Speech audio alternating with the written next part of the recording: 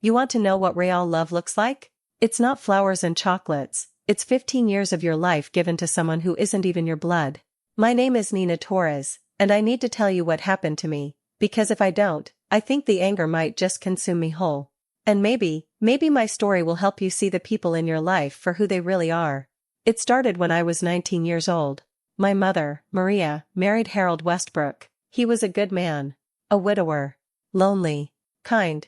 He had 2 grown children from his first marriage, Marcus and Diane, both in their 30s at the time. They smiled at the wedding. Shook my hand. Told me how happy they were that their father found love again. I should have seen it then, the coldness behind those smiles. My mother and Harold had 10 beautiful years together. He treated her like a queen. He treated me like I was his own daughter. He paid for my nursing school. He came to my graduation when my own father wouldn't. He walked me down the aisle at my wedding, a marriage that lasted only 2 years, but that's another story. When my mother got sick, cancer, aggressive and cruel, Harold never left her side. And neither did I. We took care of her together. We held her hand together. We said goodbye together. And after she was gone, I couldn't just leave him there. This man who had loved my mother so completely. This man who had been a father to me when I needed one. So I stayed. Before we go any further into this, I just want to say, if you feel a connection to these stories, a small click on that like button and subscribe would mean more to me than you know. It lets me know I'm not just speaking into the void, that you're really here with me. Alright, let's continue. I moved into the guest house on Harold's property. I told myself it would be temporary, just until he got back on his feet. Just until the grief wasn't so heavy. But grief doesn't work on a schedule, does it? Harold was 70 years old when my mother died. Strong for his age, but lost. So terribly lost. I started coming to the main house every morning, making breakfast, making sure he took his medications, making sure he didn't just sit in that chair staring at her empty seat across from him. Days turned into weeks. Weeks turned into months. And then, years. I gave up my apartment in the city. I gave up my nursing position at County General, a job I had worked so hard for. My friends stopped calling after a while.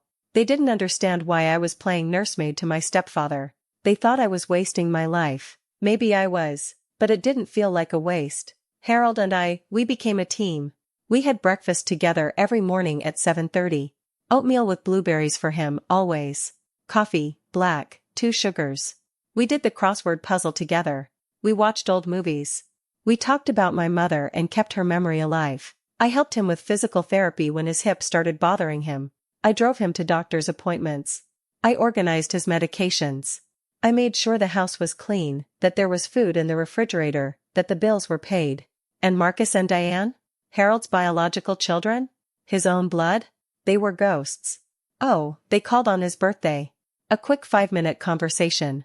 Hi Dad, happy birthday, sorry we can't make it this year, work is crazy, you understand.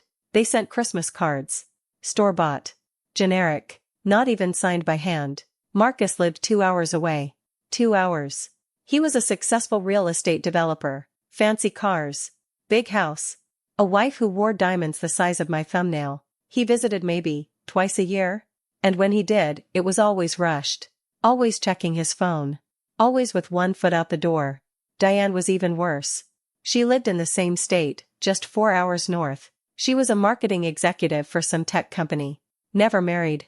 Married to her career, Harold used to say, trying to hide the hurt in his voice. She came for Thanksgiving 1 year out of every 3. Maybe. Harold never said anything bad about them. He would make excuses. They're busy, he'd say. They have their own lives. I understand.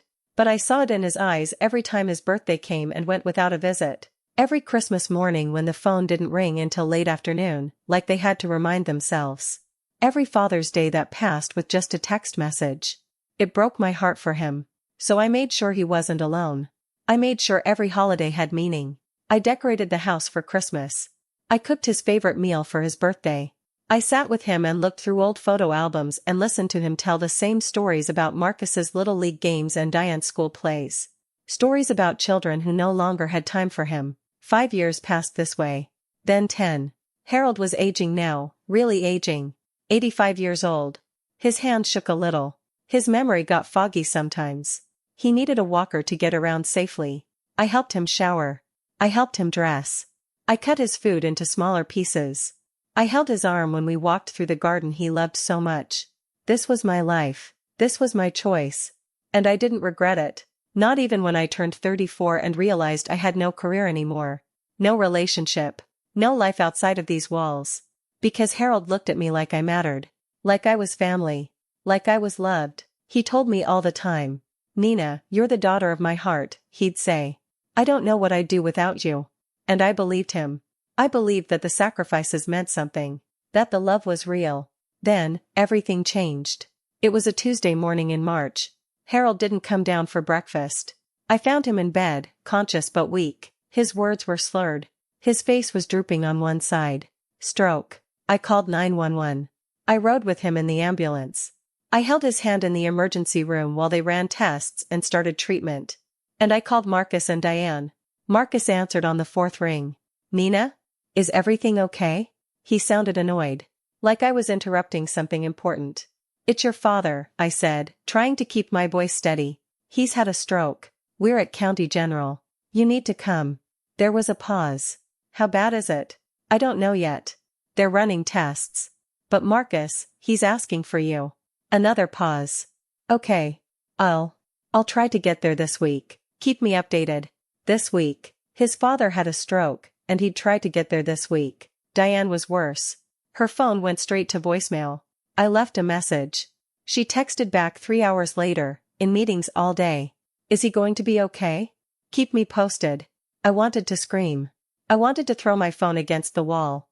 Instead, I sat by Harold's bedside and held his hand and told him everything was going to be fine. He survived the stroke. But it changed him. The left side of his body was weak. His speech was affected.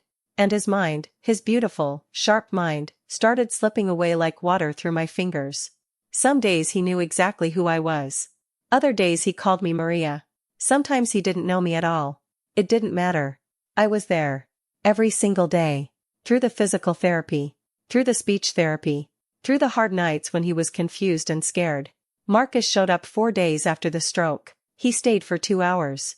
He patted Harold's hand. He said encouraging things in that false, cheerful voice people use with the elderly. Then he left. "Keep me updated, Nina," he said on his way out. "You're doing a great job." Like I was the hired help. Diane came a week later. She stayed even less time. She took some photos with Harold for her social media. "Visiting Dad," the caption probably said. "So glad he's recovering." Then she was gone too. And I was alone with Harold again. Like always. But something felt different now. Something felt wrong. Because 2 weeks after the stroke, a lawyer came to the house. A man I'd never seen before. He had paperwork. He asked to speak to Harold privately. I didn't think much of it at the time. Harold had always been organized about his affairs. Maybe he was updating something. Making sure everything was in order. The lawyer came back 3 more times over the next month. Always alone with Harold. Always when Harold was having one of his clearer days. I asked Harold about it once. "Everything okay with the legal stuff?" He looked at me with confusion in his eyes. "Legal stuff?" "The lawyer who's been coming by." He shook his head slowly. "I don't remember a lawyer." My stomach turned. But I told myself it was fine. He was confused. The stroke had affected his memory. The lawyer was probably just handling routine things. I had no idea that my entire life was about to be ripped apart. I had no idea that Marcus and Diane had finally decided their father was worth their time. Not because they loved him, but because they wanted to make sure they got what was theirs. After that lawyer started coming around, something shifted in the air. You know that feeling you get right before a storm? When the sky turns that strange yellow-green color and everything goes quiet? That's what it felt like. Marcus started calling more. Not to talk to Harold, to talk to me. "How's Dad doing today, Nina? Is he lucid? Is he eating well? Are you keeping track of his medications?" Questions that sounded like concern but felt like surveillance. And then, they started visiting. Both of them. Together. Something they hadn't done in years. The first time they showed up together was on a Saturday afternoon. I was in the kitchen making Harold's lunch when the doorbell rang. I opened it to find Marcus and Diane standing there with bright smiles plastered on their faces. "Nina," Diane said, pulling me into a hug that felt like being embraced by a mannequin. "We thought we'd surprise Dad. Spend some quality time with him." Quality time. From people who couldn't be bothered to send more than a text message for the past decade. but I smiled. I was polite. Because Harold loved them even if they didn't deserve it. He'll be so happy to see you. Come in. Harold was in his chair by the window, the one where he liked to watch the birds. When he saw Marcus and Diane, his whole face lit up. That smile. God, that smile broke my heart because I knew how much he'd been longing for this. My children, he said, his voice thick with emotion. Both of you, together. They fussed over him. They asked about his health. They laughed at his confused stories. They were perfect, attentive children, for exactly 2 hours. Then Marcus checked his watch. Dad, we should probably let you rest. Don't want to tire you out. But here's the thing, they didn't leave. Marcus found me in the kitchen. Nina, can we talk? Maybe out in the garden? My heart started beating faster. Something about his tone. We went outside. Marcus, Diane, and me. They positioned themselves like we were having a business meeting.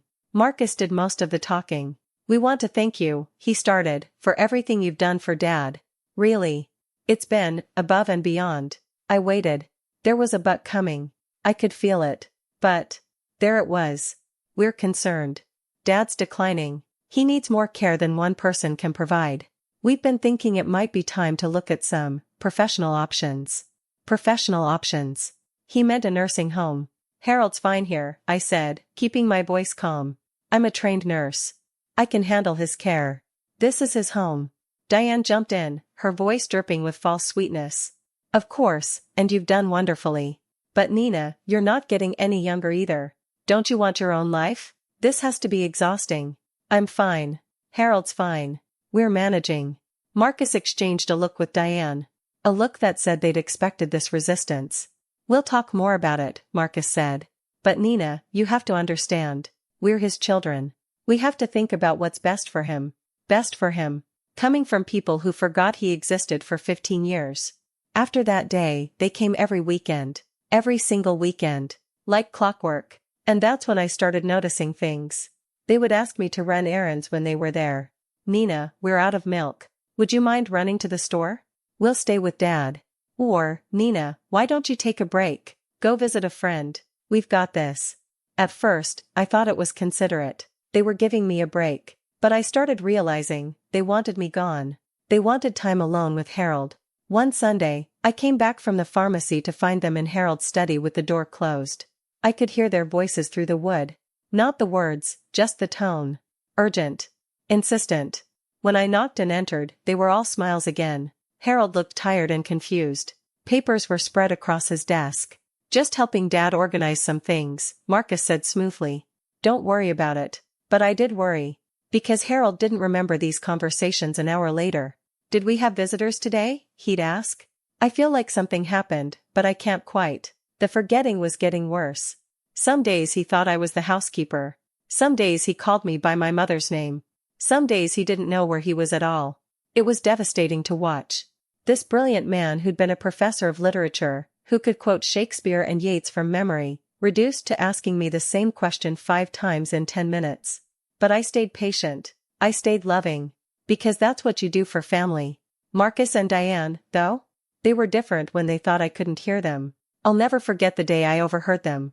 I was in the upstairs hallway, putting away linens, when their voices drifted up from the living room below. How much longer are we going to let her play house here? That was Diane, her voice sharp and ugly. We need to be strategic, Marcus replied. The lawyer said the paperwork is solid, but we can't make it look like we're pushing her out too aggressively. We need Dad to die without her making a scene? Diane laughed. Actually laughed. She probably thinks she's getting something. That's hilarious. After all this, she'll walk away with nothing. She's been useful, at least. Free nursing care for 15 years. Saved us a fortune. My hands were shaking so hard I dropped the towels I was holding. They were talking about me like I was nothing. Like these 15 years meant nothing. I wanted to march downstairs and confront them. But something stopped me. Some instinct for self-preservation. Instead, I started paying closer attention. I started writing things down. Every time they visited. Every private conversation with Harold. Every time a lawyer or financial advisor showed up at the house. I also started making copies. Harold had always kept important documents in his study.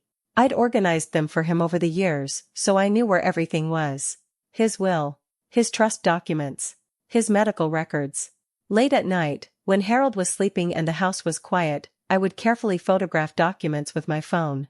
I didn't know why I was doing it. Just a feeling. A terrible, sinking feeling that I needed proof of something. The weekends got worse. Marcus and Diane started treating the house like it was already theirs. Making plans. Measuring rooms. Diane even brought an interior designer once, talking loudly about updating this dated decor. While Harold sat 10 feet away, confused and forgotten in his own home. They barely spoke to him anymore. They spoke around him. About him. Like he was already gone. But they were always performing when they thought someone might be watching. A neighbor stopped by? Suddenly they were devoted, attentive children. Harold's doctor called? They were on top of every detail of his care. It was a show. A disgusting, calculated show. And me? They started treating me differently too. The fake politeness disappeared. Now it was orders. Nina, Dad needs his medications. Like I hadn't been managing his medications for 15 years. Nina, make sure you're keeping detailed records of his episodes. We'll need those. For what? I wondered. But I didn't ask. Nina, we're having some people over to discuss Dad's care next week. We'll need you to make yourself scarce. Make myself scarce. In the home where I'd lived for 15 years. Where I'd given up everything. The breaking point came on a Thursday evening in November. Harold had been having a particularly bad week. More confused than usual. Calling for my mother. Not recognizing his surroundings. I'd barely slept. I was exhausted. Emotionally drained. Marcus and Diane showed up unannounced at 7 p.m. They had someone with them. A woman in a crisp business suit carrying a briefcase. Nina, this is Patricia Grant. She's a care coordinator. We're going to discuss Dad's future care needs. Future care needs. They didn't invite me to sit down. They didn't ask my opinion. They talked about Harold like he was a problem to be solved. Patricia recommended a memory care facility. Marcus and Diane nodded along. When were you thinking? Marcus asked. Well, given his current trajectory, I'd recommend within the next 2 to 3 months, Patricia said, flipping through her notes. The sooner we establish consistent professional care, the better. I finally spoke up. Harold doesn't want to leave his home. He's told me that 100 times. Diane looked at me like I was a child interrupting adult conversation. Nina, sweetie. Dad doesn't really know what he wants anymore. That's the whole point. I'm his medical power of attorney, I said, my voice shaking. I've been making his medical decisions for 2 years now. He gave that to me. The room went silent. Marcus's face hardened. About that, he said slowly. We've been meaning to talk to you. That power of attorney? Dad wasn't in his right mind when he signed it. We have doctors who can testify to that. My blood ran cold. But we don't want this to get ugly, Diane added quickly. So here's what's going to happen. You're going to voluntarily step down from that role. You're going to let us handle Dad's care from here on out. And when the time comes, you're going to move out of the guest house without making a fuss. I stared at them. At these people who'd abandoned their father for 15 years. Who were now swooping in like vultures the moment he was too weak to fight back. And if I don't? I asked. Marcus smiled. It didn't reach his eyes. Then we'll make sure everyone knows you've been taking advantage of a confused, elderly man. We'll make sure every nurse, every doctor, every social worker questions your motives. We'll bury you in legal fees. We'll make your life a living hell. We don't want that, Diane said, playing good cop. We respect what you've done. We'll even give you a nice severance when everything is settled. But you need to know your place, Nina. You're not family. You never were. You're the help. And the help doesn't get to make decisions about our father's future. I left that meeting shaking with rage. With heartbreak. With fear. I went to Harold's room. He was sleeping, his breathing slow and steady. I held his hand and I cried. Because I knew then.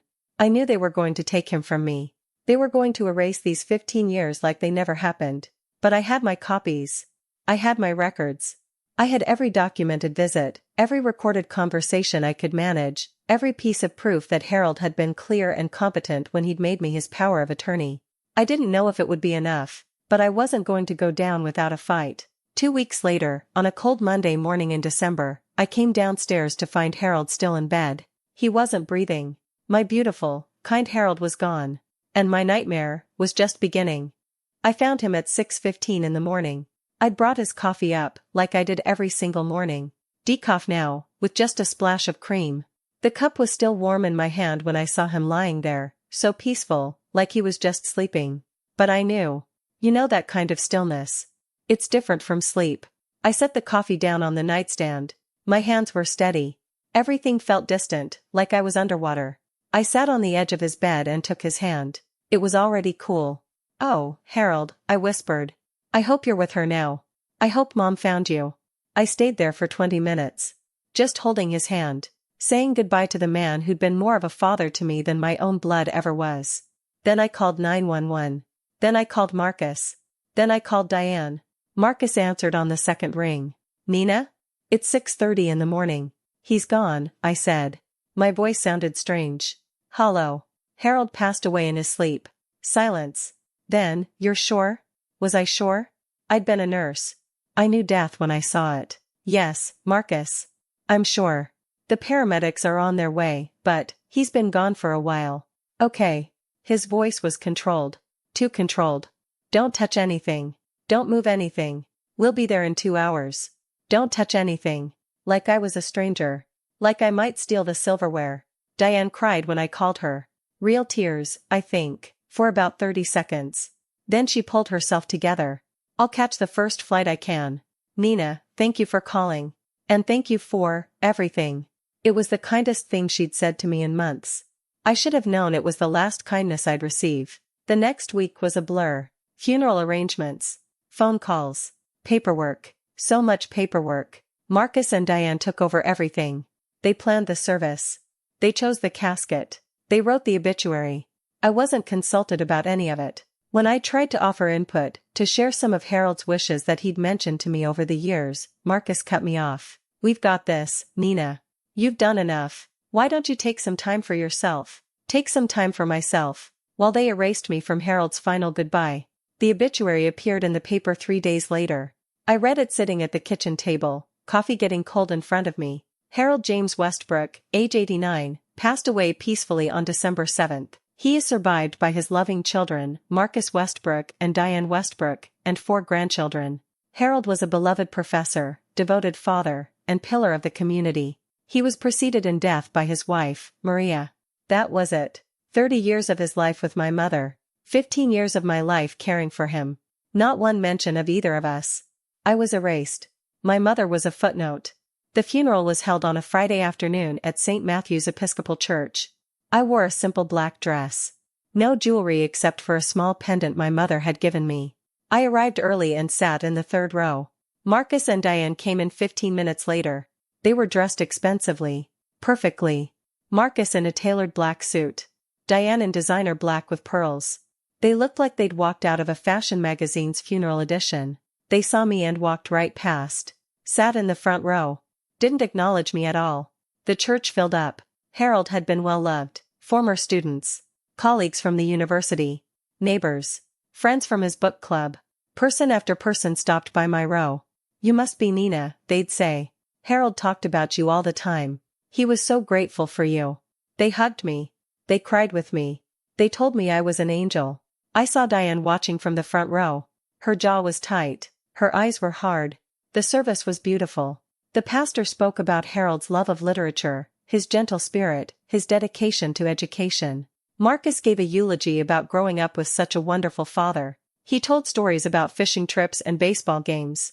His voice cracked with emotion. It was a magnificent performance. I almost believed it myself. Diane spoke too. About how much her father meant to her. How he'd always supported her dreams. How she'd treasure their time together forever. Time together. She'd seen him maybe 20 times in 15 years. No one asked me to speak. I'd cared for Harold every single day for 15 years, and no one asked me to say a word. After the service, we went to Riverside Cemetery. The day was gray and cold. Wind cut through my coat as we stood around the grave. I watched them lower Harold into the ground next to my mother. At least they were together now. At least that was right. People started leaving. Offering condolences to Marcus and Diane. Shaking their hands. Hugging them. I stood apart. Alone.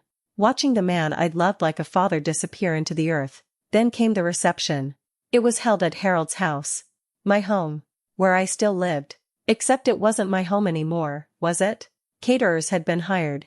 The house was full of people eating tiny sandwiches and drinking wine and telling stories about Harold. Marcus and Diane worked the room like politicians. Accepting sympathy. Playing the grieving children. I stayed in the kitchen mostly. Helping the caterers even though they didn't need help. I couldn't stand to watch Marcus and Diane receive condolences for a loss they hadn't earned the right to grieve. Around 4 p.m., people started leaving. By 5, only a handful remained. Close family friends.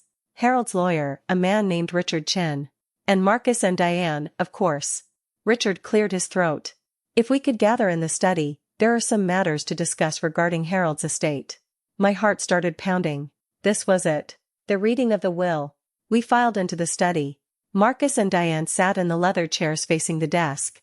I stood by the bookshelf. No one offered me a seat. Richard opened his briefcase and pulled out documents. I'll keep this brief as I know it's been a difficult day. Harold's will is fairly straightforward. He began reading. Legal language. Whereas and heretofore and pursuant to. Then the actual bequests.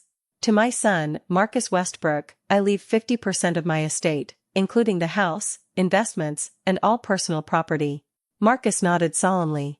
To my daughter, Diane Westbrook, I leave 50% of my estate, including the house, investments, and all personal property. Diane dabbed at her eyes with a tissue. Richard paused. Looked at me. There was something in his expression. Pity? Discomfort? That concludes the specific bequests. I waited. Surely there was something. Some acknowledgement. Some small token. Nothing. Richard continued with procedural details. Estate taxes. Timeline for probate. When the house would need to be vacated. Vacated. He said it so casually. Like I hadn't lived there for 15 years. Wait, I said. My voice came out smaller than I intended. That's it? There's nothing for. I mean, Harold never mentioned. Marcus turned to look at me. His face was neutral. Professional. Nina, this will was executed 3 months ago. Dad was very clear about his wishes. 3 months ago. Right after the stroke. Right when his mind was the foggiest. But the old will, I started. Harold told me years ago that he'd updated his will. He said he wanted to make sure I was taken care of. I'm not aware of any other will, Richard said carefully. This is the most recent document we have on file. Diane stood up. Smoothed her dress. Nina, we know this must be difficult. You were very helpful during Dad's decline. We appreciate that. Helpful. 15 years reduced to helpful. We'd like to offer you something, Marcus said. He reached into his jacket pocket and pulled out an envelope. As a token of our gratitude, he handed it to me.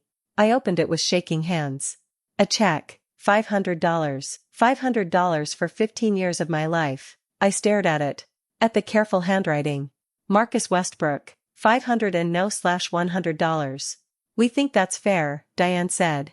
Given that you've been living here rent-free for all these years. Food provided. Utilities paid. Really, when you calculate it, you've come out quite well. Come out quite well. I'd given up my career. My youth.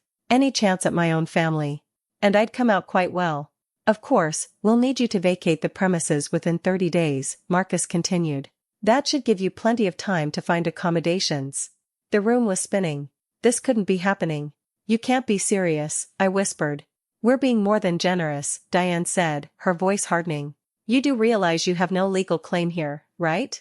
You're not family. You were, essentially, living here as a guest. A guest who's overstayed their welcome. Richard looked uncomfortable. Perhaps we should discuss this another time. No, let's discuss it now, Marcus said. He turned to face me fully. Let's be honest, Nina. You thought you were going to inherit something, didn't you? You thought all those years of playing nursemaid would pay off. I couldn't form words. Couldn't breathe. You never what? Never expected anything? Diane laughed. A cold, cruel sound. Please. You were probably counting down the days. Waiting for the old man to die so you could cash in. That's not true. I loved him. He was family to me. Family? Marcus's voice dripped with contempt. You're not family, Nina. You're the daughter of a woman our father married in his old age. A woman who, let's be honest, was probably after his money too. Don't you dare talk about my mother that way. We'll talk about her however we want, Diane snapped. And we'll talk about you however we want too. You were the help. That's all you ever were. The help who got too comfortable. Who started thinking she belonged. She walked over to me. Looked me right in the eye. and pressed the envelope with the check harder into my hand. "Take your tip, Nina. And be grateful we're giving you that much." "Tip?" She called it a tip. "You should leave now," Marcus said. "We have actual family matters to discuss." I looked at Richard. He wouldn't meet my eyes. I looked around the study. At the books I'd dusted every week. At the desk where I'd helped Harold write letters. At the window where we'd watched the seasons change together. Then I looked at Marcus and Diane. At their smug, satisfied faces. And something inside me shifted. I wasn't sad anymore. I wasn't heartbroken. I was furious. 30 days, I said quietly. My voice was steady now. "You want me out in 30 days. "That's more than fair," Marcus said. "And you're sure about the will? About it being the only valid will?" "Absolutely certain," Diane said. Dad was very clear. Crystal clear. I nodded slowly. Folded the check and put it in my pocket. "Then I guess we'll see what happens," I said. I walked out of that study. Out of that house full of fake mourners and vultures picking at Harold's bones. I walked to my car. Got in. Drove to a lawyer's office I'd looked up weeks ago. Because I had copies. I had records. I had medical documentation. And I had the truth. Marcus and Diane thought they'd won. They thought they'd erased me. Humiliated me. Put me in my place. They had no idea what was coming. They'd forgotten one very important thing about nurses. We document everything. We keep records. We notice details that other people miss. And we know exactly when someone isn't competent to make legal decisions. I'd loved Harold like a father. I'd cared for him with everything I had. Now I was going to fight for him one last time. Not for the money. Not for revenge. For justice. For truth. For the man who'd called me the daughter of his heart. They wanted war. They were about to get it. The law office of Patricia Morrison was in a small building downtown, sandwiched between a coffee shop and a dry cleaner. Nothing fancy. No marble floors or expensive art on the walls. But Patricia had a reputation. She was the lawyer who took on cases other attorneys wouldn't touch. The lawyer who fought for the underdog. The lawyer who won. I'd found her name 3 weeks before Harold died, when I first realized I might need help. I'd read every review. Watched every interview I could find online. She was tough. She was smart. And she didn't back down. I called her office the morning after the funeral. My voice was hoarse from crying, but it was steady. "Morrison Law. How can I help you? My name is Nina Torres. I need to speak with Patricia Morrison about contesting a will. And I need to speak with her today." There was a pause. "Ms. Morrison is fully booked today. I can schedule you for next week. Tell her it involves elder abuse, possible fraud, and a man with dementia who signed a will 3 months before he died. Tell her his children hadn't seen him in 15 years until they smelled money. Tell her I have documentation." Another pause. "Hold please. 2 minutes later, Ms. Morrison can see you at 4 p.m. today." I spent the rest of the day organizing. I pulled out every file I'd carefully hidden in my closet. Every photograph I'd taken of documents. Every note I'd made. Bank statements showing the wire transfers Harold made to Marcus and Diane over the years, and how those transfers stopped when I got power of attorney because Harold forgot he even had children some days. Medical records. Doctor's notes. Diagnoses. Cognitive assessments. Emails from Harold's neurologist clearly stating that Harold had significant cognitive impairment and should not make major decisions without oversight. The original power of attorney document from 2 years ago, when Harold was still clear enough to know exactly what he was doing. The one that named me as his healthcare proxy and gave me authority over his medical and financial decisions. And the big one. The one I'd found buried in Harold's study months ago when I was looking for his insurance papers. A will. Dated 6 years earlier. Notarized. Witnessed. Completely legal. A will that left 75% of everything to me. With a letter attached in Harold's handwriting. I'd read that letter so many times I had it memorized. "To my beloved Nina, the daughter of my heart. You have given me more love, more care, more genuine family than I could have ever asked for. Maria would be so proud of the woman you'd become. I want you to be taken care of. I want you to have a home. I want you to have security. You've earned it 10,000 times over. Marcus and Diane are provided for in this will because they are my blood, but you, Nina, are my heart. Don't let anyone tell you that you don't deserve this. Don't let anyone make you feel small. You are family. Harold." I held that letter in my hands at 3:45 p.m., sitting in my car outside Patricia Morrison's office, and I let myself cry one more time. Then I dried my eyes, grabbed my files, and walked inside. Patricia Morrison was in her mid-50s, with short gray hair and sharp eyes behind black-rimmed glasses. She was reviewing a document when her assistant showed me into her office. She looked up, studied me for a moment, then gestured to the chair across from her desk. "Sit. Tell me everything." So I did. I told her about my mother and Harold. About the 15 years. About Marcus and Diane's sudden interest. About the stroke. About the lawyer visits. About the new will. About the funeral. About the $500 check. She listened without interrupting. Made notes on a legal pad. Her expression never changed. When I finished, she leaned back in her chair. "Do you have documentation?" I pulled out my files. Set them on her desk. "I have everything." For the next hour, Patricia went through every document. She read medical records. She examined the power of attorney. She studied the old will. When she got to Harold's letter, she read it twice. Finally, she looked up at me. "Ms. Torres, I'm going to be very direct with you. This is going to be ugly. Marcus and Diane will fight this with everything they have. They'll question your motives. They'll try to paint you as a gold digger who manipulated a confused old man. They'll drag your name through the mud. I know. They'll have expensive lawyers. They'll try to bury us in motions and delays. I know. This could take months. Maybe years. I don't care how long it takes." She smiled for the first time. It was a predator smile. "Good. Because I think we can win this. In fact, I think we can destroy them." My heart started beating faster. "Really?" "The medical records alone are damning. Harold was diagnosed with vascular dementia 4 months before that new will was signed. His neurologist's notes are crystal clear. He was not competent to make legal decisions. Any first-year law student could make that case." She tapped the old will. "And this? This is gold. Properly executed. Multiple witnesses. Clear intent. A detailed letter explaining his reasoning. This is what Harold wanted when he was still himself. But they'll say I influenced him. That I manipulated him into writing that will. They can say whatever they want. The timeline is on our side. This will was written 6 years ago, 3 years before Harold's stroke. Before the dementia diagnosis. When he was, according to all his medical records, in perfect mental health. Their will was signed when he could barely remember his own name." Patricia opened her laptop. Started typing notes. "Here's what we're going to do. First, we file to contest the new will on grounds of mental incompetency. We'll submit all the medical records showing Harold's condition at the time of signing." She looked up at me. "You said there were lawyer visits? Do you know who the lawyer was?" "Richard Chen. He was at the will reading." She wrote that down. "Interesting. Richard's been around a long time. He knows better than to let someone with documented dementia sign a will. Either he didn't do his due diligence, or Marcus and Diane lied to him about Harold's condition," I finished. "Exactly. We'll depose Richard. Find out what he was told. If Marcus and Diane deliberately misrepresented Harold's mental state, that's fraud. That's a crime."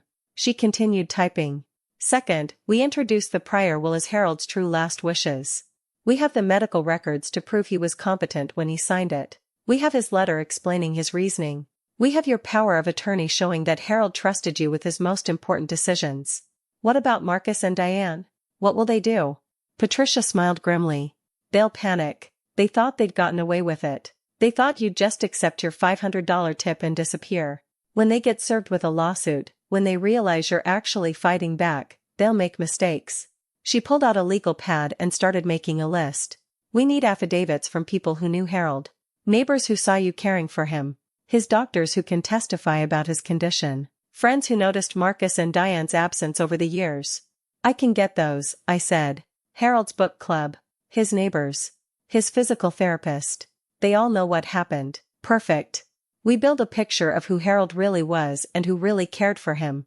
We show the court that Marcus and Diane were strangers who swooped in at the end." She looked at me seriously. "Nina, I need to ask you something, and I need you to be completely honest. Is there anything at all, in your history with Harold that they could use against you? Anything that might look improper?" I thought about it. No. I kept detailed records of every penny I spent of Harold's money, and it was only for his care. I paid rent for the guest house for the first 5 years until Harold insisted I stop. I never took a salary. I used my own savings to live on until those ran out, then I got a part-time job doing medical transcription from home. "You worked while caring for him full-time?" "I had to. I had bills. I had student loans. I never wanted to take advantage. Patricia nodded approvingly. That's good. That's very good. It shows you weren't motivated by money. She closed her laptop. Here's what happens next. I'm going to draft a petition to contest the will. We'll file it with the probate court this week. Marcus and Diane will be served with the papers. The 30-day eviction clock stops immediately because the will is now under dispute. Relief flooded through me. So I don't have to move out? Not until this is resolved. The house is part of the estate, and the estate is in dispute. You have every right to stay. She stood up, extended her hand. I'm taking your case, Nina. And I'm taking it on contingency. You don't pay me unless we win. When we win, I take 30% of what you recover. Sound fair? I shook her hand. More than fair. Good. Now go home. Get some rest. And don't talk to Marcus or Diane. Don't respond to their calls or texts. Everything goes through me now. I left that office feeling something I hadn't felt in months. Hope. The lawsuit was filed 3 days later. I wasn't there when Marcus and Diane were served, but I heard about it from Patricia. Apparently Marcus was at his office when the process server arrived. He read the petition right there in his lobby. Turned bright red. Started shouting about frivolous lawsuits and money-grubbing opportunists. The process server said Marcus called me some very creative names. Patricia seemed pleased by that. When they lose their temper, they lose their advantage. Angry people make mistakes. Diane was served at home. She called me immediately. I didn't answer. She left a voicemail. How dare you? How dare you? After everything we've done for you, this is how you repay us? You're going to regret this, Nina. We will destroy you. We will take everything from you. You will end up with nothing and no one, just like you deserve. I saved the voicemail and sent it to Patricia. She laughed. That's harassment. Keep saving these. They're building our case for us. Over the next 2 weeks, Patricia was a whirlwind. She deposed Richard Chen, Harold's lawyer. She collected affidavits from Harold's doctors, his neighbors, his friends. The picture that emerged was damning for Marcus and Diane. Dr. Elizabeth Park, Harold's neurologist, in my professional opinion, Harold Westbrook was not capable of executing a legal will in September. His dementia had progressed to the point where he often didn't recognize his own home. The idea that he could understand complex legal documents is absurd. Robert Chen, Harold's neighbor of 20 years, I never saw Marcus or Diane. Not in 15 years. But Nina? Nina was there every single day. She loved that man like he was her own father. If anyone deserves to be taken care of, it's her. Father Thomas Mackenzie, Harold's priest, Harold spoke to me many times about Nina. He called her his greatest blessing. He told me he'd made sure she'd be provided for. He was very clear about that, and this was years ago, long before his mind began to fail. And then came the big discovery. Patricia found something in Richard Chen's notes from his meetings with Harold.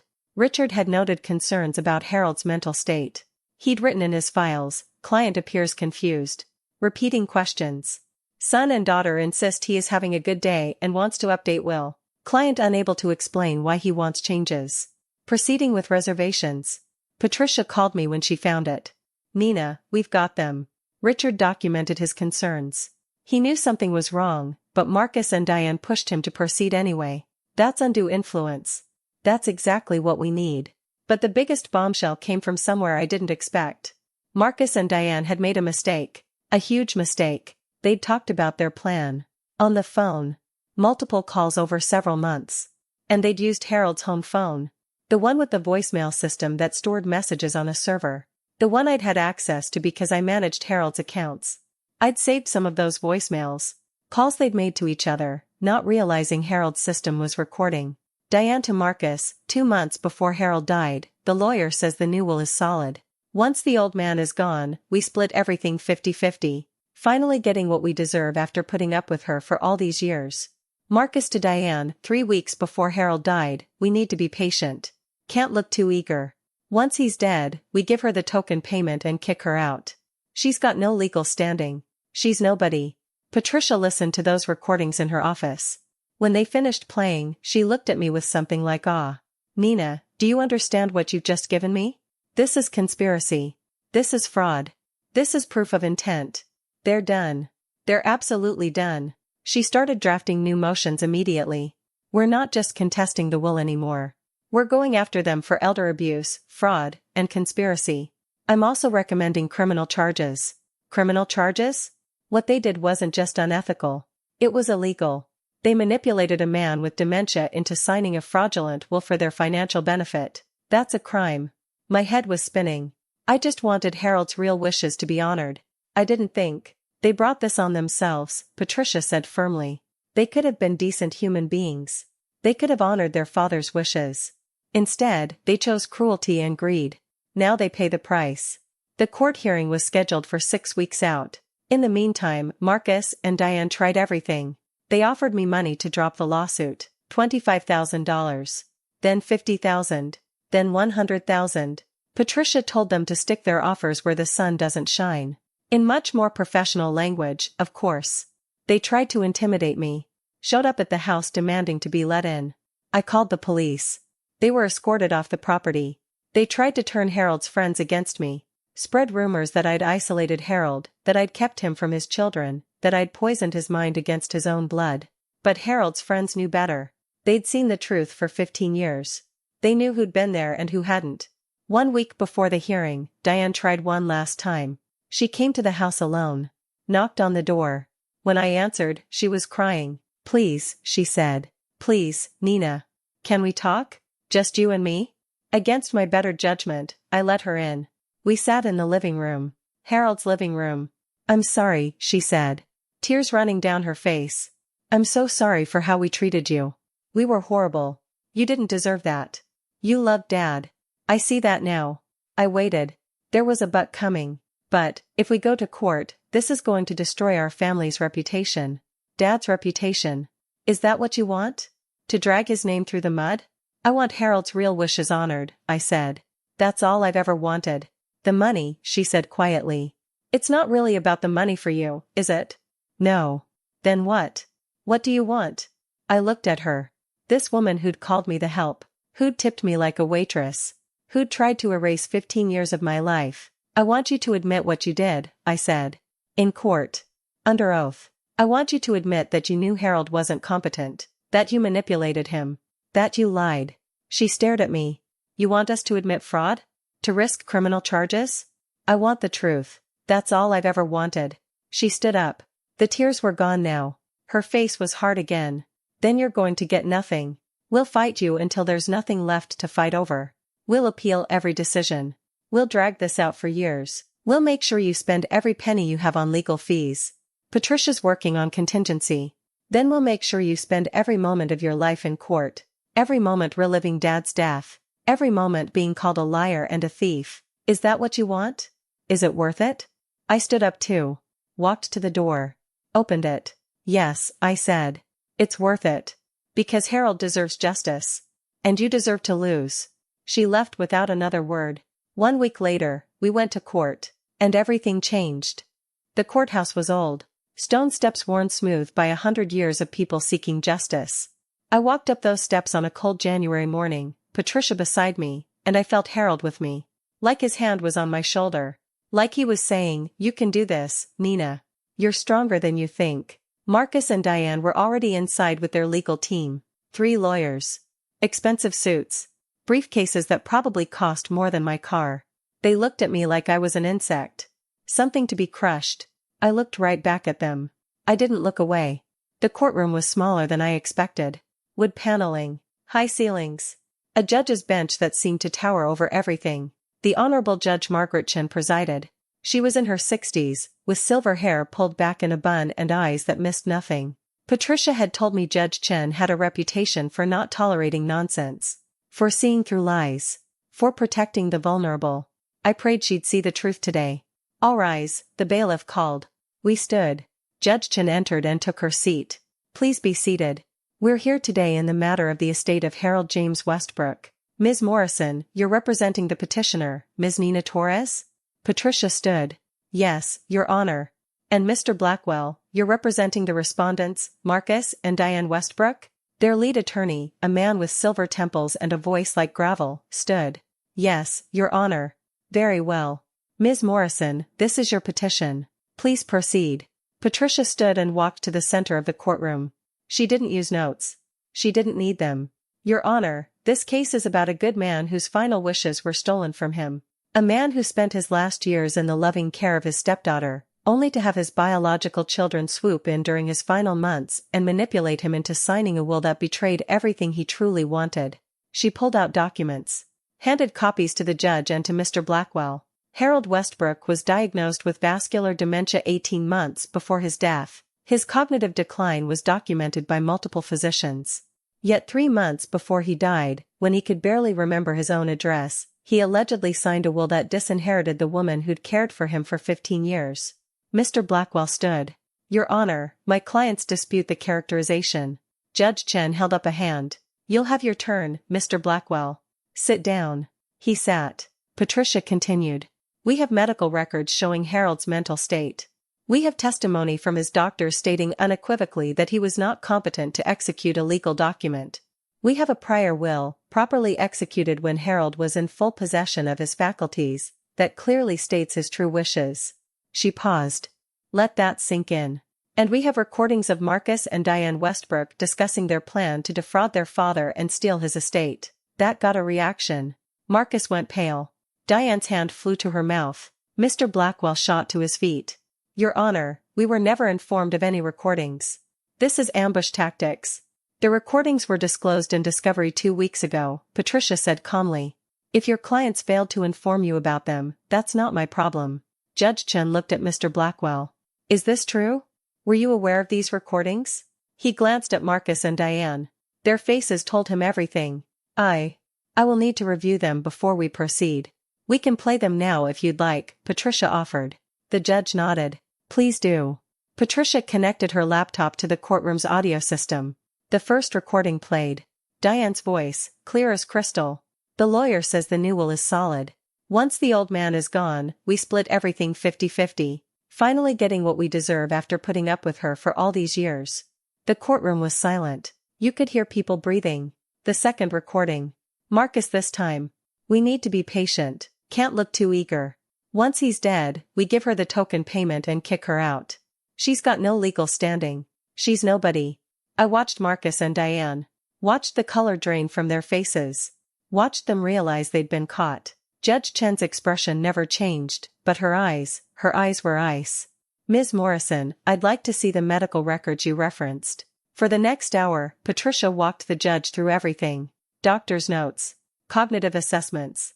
The neurologist's clear statement that Harold was incompetent. Then she introduced the prior will. The one from 6 years ago. The one with Harold's letter. Your Honor, if I may read a portion of Harold's letter to Nina Torres, written when he was fully competent and of sound mind. Judge Chen nodded.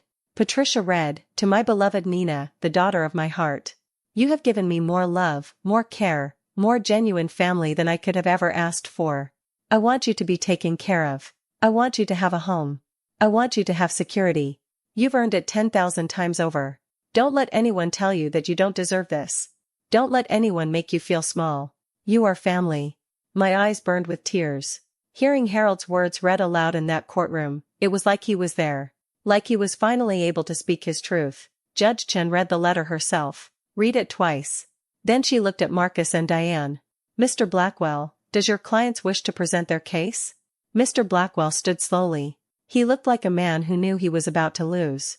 Your Honor, my clients maintain that the will executed 3 months before Harold Westbrook's death represents his final wishes. They contend that Ms. Torres exercised undue influence over their father and that the prior will was the result of that influence. When was the prior will executed? 6 years ago, Your Honor. And when was Harold Westbrook diagnosed with dementia? Mr. Blackwell hesitated. 18 months ago. So the will Ms. Morrison is presenting was executed 4.5 years before the dementia diagnosis. The will your clients are defending was executed after the diagnosis. Is that correct? Yes, but... And you've heard the medical testimony that Harold Westbrook was not competent 3 months before his death? We dispute the severity of his condition. Do you have medical experts who will testify otherwise? Silence. Mr. Blackwell, I asked you a question. No, Your Honor. We do not. Judge Chen sat back in her chair. Then please explain to me how your clients expect this court to believe that a man with documented severe dementia was competent to execute a will that contradicts his clearly stated wishes from when he was healthy. Mr. Blackwell had no answer. Judge Chen looked at Marcus and Diane. Mr. Westbrook. Ms. Westbrook, please stand. They stood. They looked terrified. I've been a judge for 23 years. I've seen every kind of estate dispute you can imagine. But I have rarely seen something this blatant. This cruel. Her voice was quiet, but it filled the courtroom. Your father was a respected professor. A beloved member of his community. A man who, by all accounts, was kind and generous. And in his final years, when he needed care and love, you abandoned him. You left him to be cared for by someone who wasn't even related to him by blood. Marcus tried to speak. Your Honor, I'm not finished. You abandoned him for 15 years. 15 years. Then, when you realized he was dying and there was money at stake, you suddenly remembered you had a father. You manipulated a sick, confused old man into signing a document he couldn't possibly understand. You conspired to cheat the woman who actually loved him. And then, you had the audacity to offer her $500 like she was your servant. Diane was crying now. Real tears this time. Your behavior is despicable. It's morally bankrupt. And based on the evidence I've heard today, it's criminal. She turned to Patricia. Ms. Morrison, you mentioned potential criminal charges? Yes, Your Honor. Elder abuse, fraud, conspiracy. The district attorney's office is reviewing the evidence. Judge Chen nodded. Good. Because what happened here wasn't just a civil matter. It was a crime. She picked up her gavel. The will executed 3 months before Harold Westbrook's death is hereby declared null and void due to the testator's lack of mental capacity and evidence of undue influence by the respondents. The prior will, executed 6 years ago, is recognized as Harold Westbrook's true last will and testament and will be admitted to probate. The gavel came down. The sound echoed through the courtroom. I couldn't breathe, couldn't think. Patricia grabbed my hand and squeezed. We'd won. We'd actually won. But Judge Chen wasn't finished. Furthermore, I'm ordering Marcus and Diane Westbrook to pay Ms. Torres' legal fees in full. I'm also ordering them to vacate any claims to Harold Westbrook's property immediately. And I'm forwarding this case to the district attorney with a recommendation for prosecution. She looked at Marcus and Diane one more time. You should be ashamed of yourselves. You had a father who loved you, and you threw that away for money. You had a chance to do the right thing, and you chose cruelty instead. I hope someday you understand what you've lost. It's far more than money. She stood. This court is adjourned. The gavel came down again, and it was over. Marcus and Diane didn't look at me as they left. Mr. Blackwell was already on his phone, probably trying to figure out how to minimize the damage. Patricia turned to me. Nina, you did it. You won. I was shaking, crying, laughing, all at once. Harold won, I said. Harold's wishes won. We left the courthouse together. Outside, the sun was breaking through the clouds. It felt like a sign. The next few weeks were a blur of paperwork and procedures. The estate went through probate with the valid will. Harold's house became mine. His savings. His investments. Everything he'd wanted me to have. I didn't keep it all. That's not why I fought. I donated a significant portion to the university where Harold had taught. Created a scholarship in his name for first-generation college students. Students like me, who needed a chance. I set up a fund for dementia research. In memory of Harold. In memory of my mother. In hope that someday, other families wouldn't have to watch their loved ones disappear.